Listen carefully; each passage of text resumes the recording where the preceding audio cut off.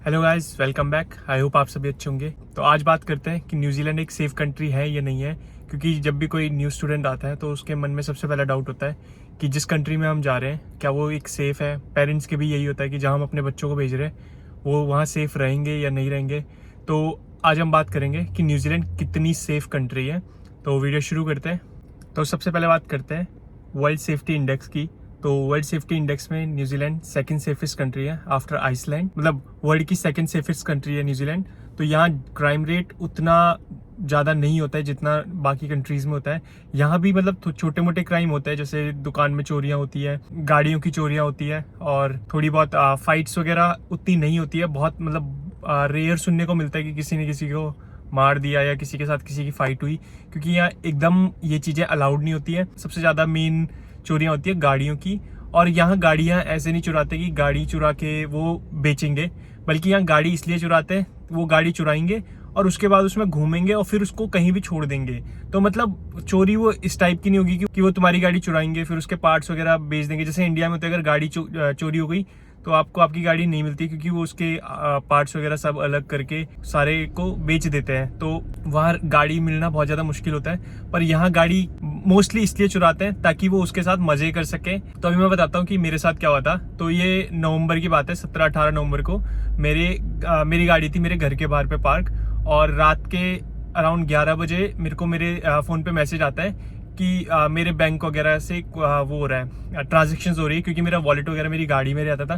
तो जब मैं अपनी गाड़ी चेक करने बाहर गया तो वहाँ पे गाड़ी नहीं थी। तो वो किसी ने चोरी कर दी थी, क्योंकि उसका शीशा वगैरह तोड़ दिया था।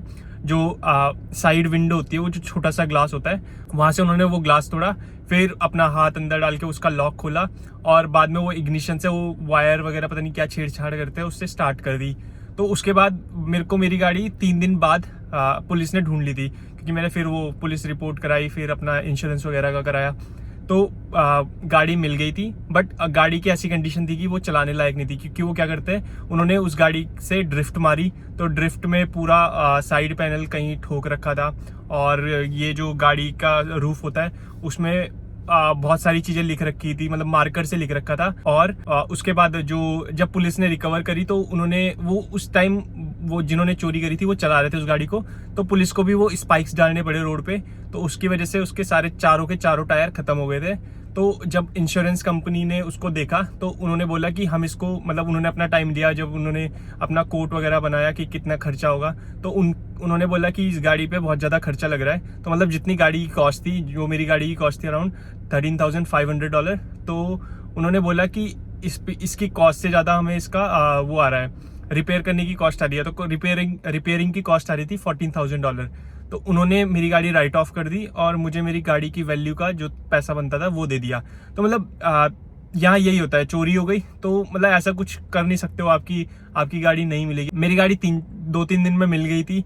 वरना ये होता है कि अगर आपकी गाड़ी नहीं मिलेगी तो 1 हफ्ते बाद, 1 हफ्ते का वेट करती है इंश्योरेंस कंपनी। अगर गाड़ी मिल गई तो उसको रिपेयर कराएंगे, और अगर उनसे रिपेयर नहीं होता वो पैसे दे देंगे। और अगर गाड़ी भी नहीं मिली तो वो आपको 1 हफ्ते बाद आपका जो गाड़ी की वैल्यू है उसका पैसा दे देंगे।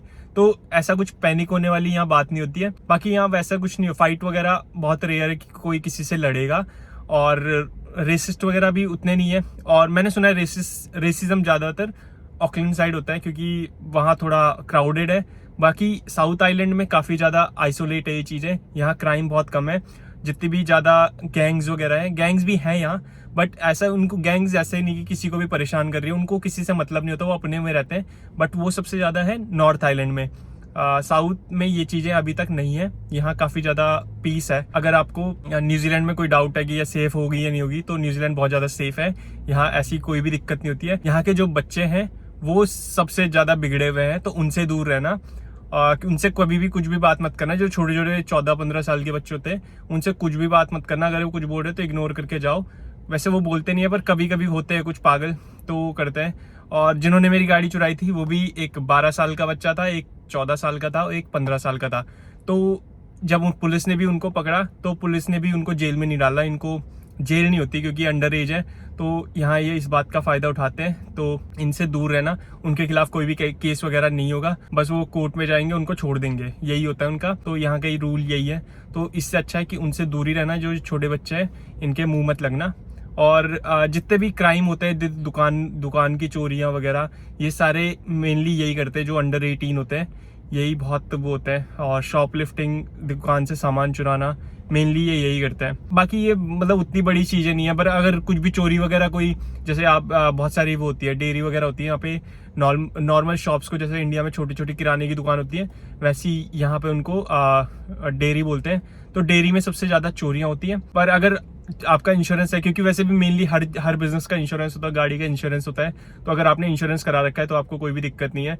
और जब भी ये पुलिस भी यहाँ वही बोलती है, अगर कोई चोरी करने भी आ रहा है तो खुद साइड हो जाओ और बोल दो कि जो तुम्हें करना है कर लो, बाद में वो सारा मतलब इंश्योरेंस कंपनी पे कर देती है, तो इतना कुछ वो नहीं होता है। तो काफ़ी अच्छी कंट्री है, पीसफुल है, सेफ बहुत ज़्यादा है यहाँ। रोड वगैरह एक्सीडेंट उतने नहीं होते, बहुत मतलब हफ्ते या महीने में कभी 1-2 ऐसे सुन लिया कि मेजर एक्सीडेंट हो गए, और रेयर होता है कि कभी किसी की डेथ हो जाए वो एक्सीडेंट में। सब अपने रूल्स के उससे चलते हैं, बस वो 1-2 होते हैं जो रूल्स वगैरह नहीं फॉलो कर रहे तो एक्सीडेंट हो जाते हैं, बाकी बहुत नॉर्मल है। अगर आपको न्यूजीलैंड के लिए डाउट है कि आपको न्यूजीलैंड आना चाहिए नहीं आना चाहिए, तो मैं बोलूँगा कि आपको बिल्कुल आना चाहिए। और मेनली साउथ आइलैंड में अगर आ रहे हो तो आपको बिल्कुल चिंता करने की ज़रूरत नहीं है। बाकी नॉर्थ का मुझे उतना आइडिया नहीं है, बट जितना मैंने रील्स वगैरह या न्यूज़ में सुना है तो मेनली जो भी चोरियां वगैरह होती है वो ज़्यादातर नॉर्थ आइलैंड में होती है, बाकी साउथ में उतना नहीं होता है। तो इस वीडियो को यहीं तक रखते हैं, मिलते हैं आपको नेक्स्ट वीडियो में, तब तक के लिए bye bye and take care.